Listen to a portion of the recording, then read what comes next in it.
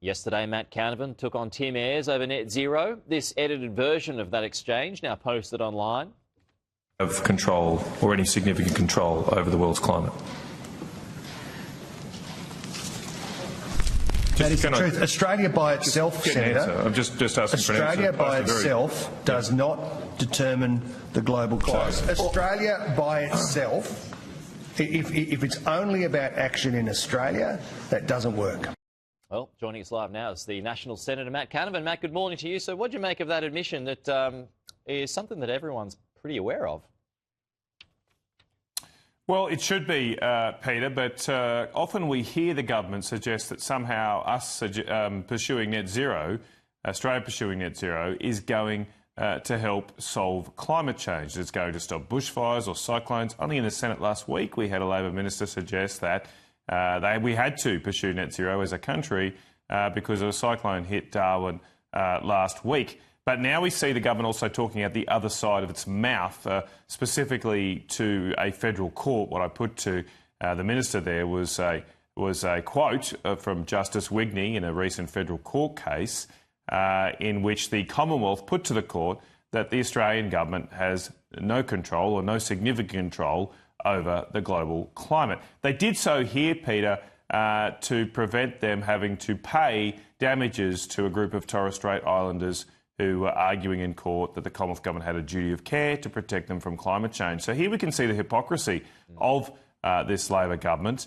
And you can understand why the Torres Strait Islanders brought this case, because they would have heard government ministers say, hey, we've got to pursue these radical climate change policies, these net zero policies to stop climate change. So they've taken action. And then the government's turned around and said, oh, no, we can't actually do anything about the climate. You don't believe us when we say we can. So, Peter, the question has to be asked is, why is Australia pursuing this unilaterally? There are very few countries in the world that are doing what we are doing. We're cutting our emissions at a rate double the advanced world, the developed world. And the government now wants to increase that to triple the rate of the developed world with its ridiculous 62% cuts by 2035. Well, yeah, like I interviewed, I think it was Ali Stegel a couple of weeks ago actually about this and put it to her that, across the board we don't make much of a difference when it comes to the global picture. But her response was, well, per capita we're one of the highest emitters in the world. So how do you respond to that? Well, that doesn't make any difference to the climate.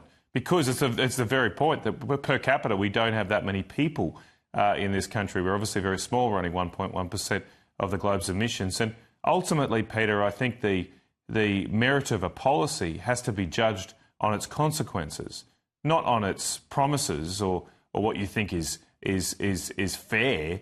What should be the right thing is, what does it mean for the Australian people? And pursuing net zero at such a rapid pace, faster than the rest of the world, does not improve the environment, does not improve the climate. It just imposes a massive cost on Australian families.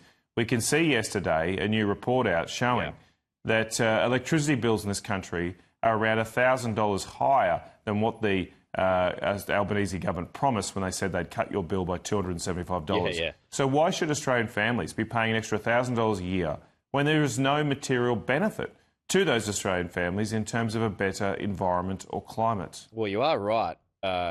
New South Wales, 1,200, Matt. 700 in Victoria. Yep. So there you've got some figures there. Well beyond the $275 saving. Yep, that's right. It's about $1,000 in regional Queensland, about that $700-800 in southeast Queensland. It's right across the country here. Australian families are seeing this, and they were promised something completely different. Another line of questioning and estimates yesterday, which was instructive, was when I asked Matt Keane, well, if net zero makes things cheaper, like he was saying to the Senate committee, why do we then need to put carbon tariffs on Australian businesses to protect them from the apparently lower cost environment that exists in countries that are not pursuing net zero? Okay. Because his climate change authority, said they were open to putting carbon tariffs on Australian industry. But why would we need that protection if net zero is going to make things cheaper? They didn't have a coherent answer to that, because this is the total lie. Net zero is extremely costly. Even people who support net zero say that it costs $7 to $9 trillion to get to net zero. That's more than $250,000 per Australian.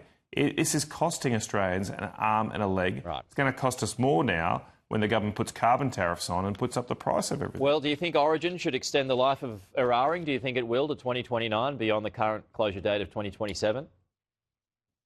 Well, I don't think it's a question of if Origin will extend Eraring. It's a matter now of they will have to. The government will be forced to extend Eraring because there's simply no plan in place to replace the capacity that Eraring has. It's an enormous amount of electricity, about a quarter of New South Wales' electricity supply. There is just no other option. And this is why the Liberal and National parties say we need a much more sensible approach here.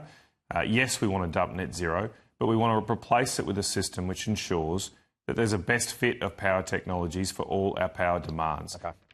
This government is subsidising coal-fired power stations. They're just doing it in an ad hoc, last-minute way when the owners of the power stations, like Origin, have them over a barrel. And they get massive payouts, in the case of Origin, about $150 million a year now, just to keep the things open.